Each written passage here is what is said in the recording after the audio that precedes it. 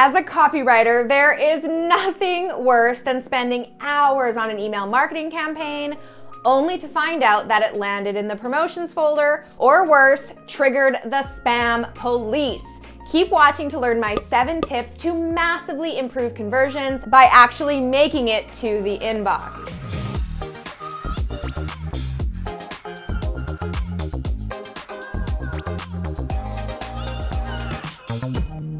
Hey guys, it's Alex, and this week I want to talk about email marketing. Now, writing email sequences and promotional campaigns is one of my favorite things to do as a copywriter, but lately I have been finding it harder and harder to get my emails into my audience's primary inbox. Heaven forbid people who actually signed up to get emails from me should actually get them. Am I right? Now, when we hear the word spam, it's really easy to think about all those emails we get about that magical blue pill, or that contest you never entered, or that long-lost relative who has an inheritance of $1 million to send you, or worse, those phishing emails with sketchy files, viruses, and links meant to grab your data. No, I am not talking about those scammers and spammers. As far as I'm concerned, those scum of the earth bottom feeders can put their crappy emails where the sun don't shine, if you catch my drift. What I'm talking about is when legit emails written by legit brands that legit people actually opted in to receive land in the spam folder, or a more common phenomenon, Google's promotions tab. With 1.5 billion, with a B, people around the world using Gmail, the promotion tab is a real doozy. I often have my students, yes, the people who actually paid to get email communication from me, tell me that they're missing my emails with important program information because they are landing in Gmail's good old promotions tab. Gmail has crazy tight spam restrictions with more than 10 million spam and malicious emails blocked every single minute by their automated machine learning filters.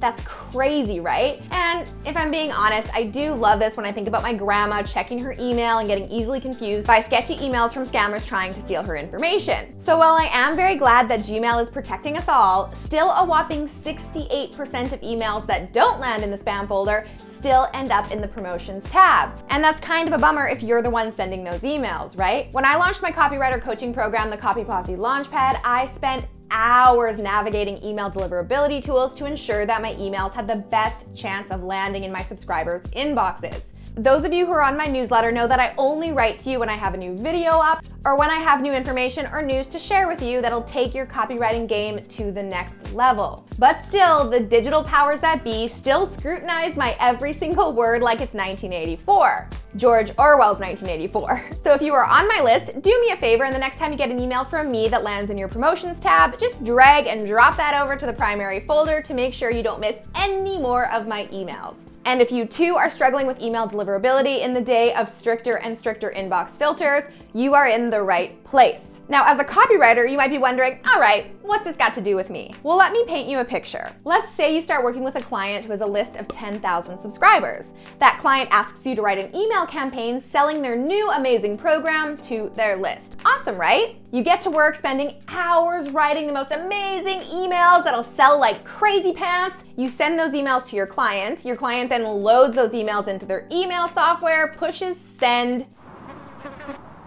and nobody buys. Who do you think they're going to come to for an explanation? The truth is, the average business owner does not properly track their deliverability or sender score, so as far as it looks to them, your emails just suck.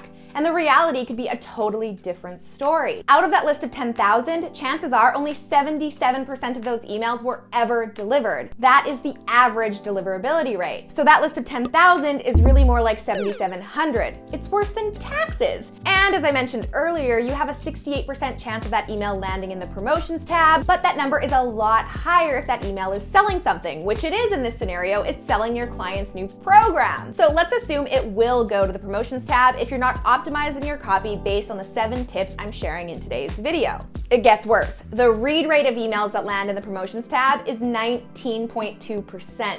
So that means that maybe if you're lucky, 1,478 people will actually open and read your email. But wait, we're not done yet. The average click-through rate on email is 2.5%, which means the number of people who clicked that email and saw your client's new program is 37.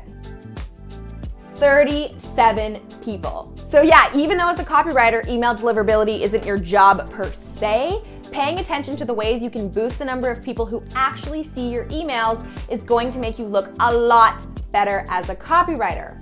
And while there is a lot of techie stuff that your client can do to boost deliverability, like email authentication, regular list maintenance, and smart segmentation, let's talk about the stuff you can control. And that is how you write your subject lines and email copy. Small tweaks in messaging and formatting can play a huge role in the success of your campaign. Here's a quick snapshot of what happens when an email doesn't perform as well in terms of deliverability. My open rate on one of my recent content emails was nearly cut in half due to poor deliverability. So for more tutorials on how to write copy that both connects and converts and makes you look really, really good, click subscribe below to join the Global Copy Posse. I release a new video every single week to help copywriters and entrepreneurs start and scale their business. And now, to answer your question, what can I do as a copywriter to avoid the spam or promotions folder? Well, a lot actually. Internet service providers, or ISPs, not only keep an eye on vocabulary, but context, formatting, and engagement. So in this video, I'm sharing 7 email marketing tips copywriters can do to massively improve conversions and boost revenue. So let's start with the most obvious tip of them all. Tip number 1, avoid spam trigger words.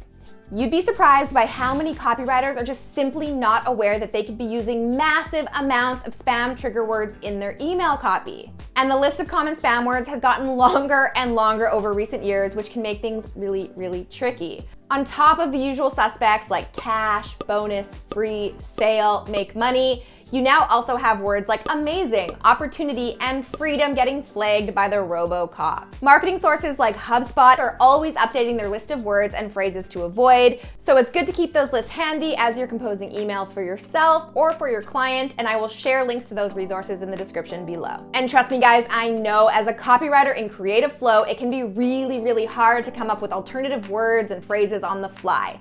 So when I write emails, I tend to write what I want to say first, and then I go back and cross-reference that with the spam words and then update my copy accordingly. It is time-consuming, but trust me, it is well worth it. And the more you write, the more you'll naturally learn which words to avoid. Now, if only the rules ended there, unfortunately, it's not as simple and straightforward as just omitting or replacing a word here and there. Which brings us to tip number 2, avoid spammy formatting. Because half of the time, it's not so much about what you say, but how you say it. ISPs have become so sophisticated that they can now assess the context of your email copy.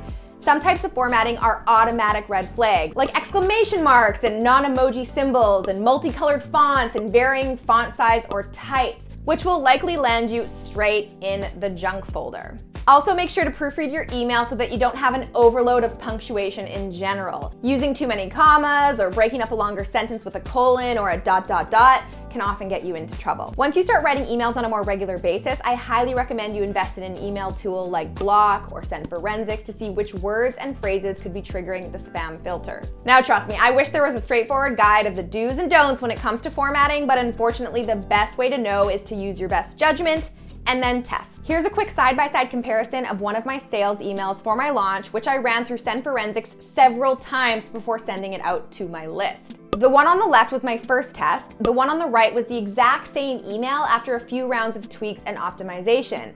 Crazy, right? The first one had a 51% deliverability, and after a few fixes, it went up to over 82%. So depending on the size of your list, this can be a huge needle mover, and it was for me. All right, moving on to tip number 3, keep your subject lines simple.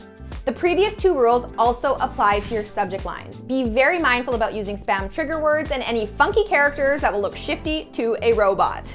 While a great subject line should include a good hook and evoke enough curiosity to compel your subscribers to click open, it's important that you also keep it concise and set the right expectations for your email content. 47% of emails are discarded based on the subject line alone. That's nearly half. This could absolutely be killing your engagement rate and telling ISPs that what you're sending is just not read-worthy. Higher open rates can bump up your deliverability due to high engagement and therefore reduce the chances of your email ending up in the spam folder or the promotions tab due to inactivity. But whatever you do, do not trick people into opening your emails because high opens and low clicks also won't do you any favors. So that's a hard no, guys, for clickbaity and misleading subject lines. More than half of consumers reported that they have felt tricked into opening a promotional email. So strike a balance between curiosity and relevancy and you are good to go. And if you want some tips on how to write killer subject lines, you can check out that video next. I'll be sure to share it at the end of this video. All right, now tip number 4, write friendly. This is the most important tip of all, guys. On top of all that formatting stuff that I just mentioned, the best way to write an email is to avoid sounding like a marketer. A sure way to do that is to write as if you're talking to a friend or telling a real life story to someone you actually care about. In other words, write like a human. This will make your email so much more approachable and relevant. Personalities like Marie Forleo, Jay Clouse, and Noah Kagan are great examples of people who write their emails as if they're having a conversation with a friend. And the same rule applies even if you're representing a brand or a business. On that note, this doesn't mean you should go all Jane Austen on your email length. But if the story does call for a longer email, do break it up into multiple paragraphs to make it easier to read. The more engaged your readers are with your emails, the more likely you'll end up in their inbox. And past behavior impacts future deliverability. It's as simple as that. Remember, emails to friends have a 100% open rate, so write as if you're writing to a friend. All right, tip number 5, stay relevant. Surveys have shown that 60% of email users will mark a sender as spam if they receive too many or too many irrelevant emails from them. Not to mention, if your subscriber considers your email content is irrelevant, they'll likely be less likely to respond to your future campaigns. So the next time you're writing or conceptualizing your email content, consider why you're sending the email, how it's relevant to the brand, and how your message can add value to your subscriber's life. The number one rule I tell my students when writing campaigns is to always have a reason why to email. Whether it be to share a new piece of content, release a new product, or add a new bonus or discount during a sales campaign. Don't send an email just for the sake of cadence. Your subscriber is not going to be impressed by unnecessary reminders, check-ins, or repeated content without purpose or something new to share. So be strategic with your email marketing and plan the angles of your campaigns in advance. All right, tip number 6, manage expectations. When you're writing to a new lead who just opted in, one of your first indoctrination emails should set expectations around the kind of content they will be receiving from you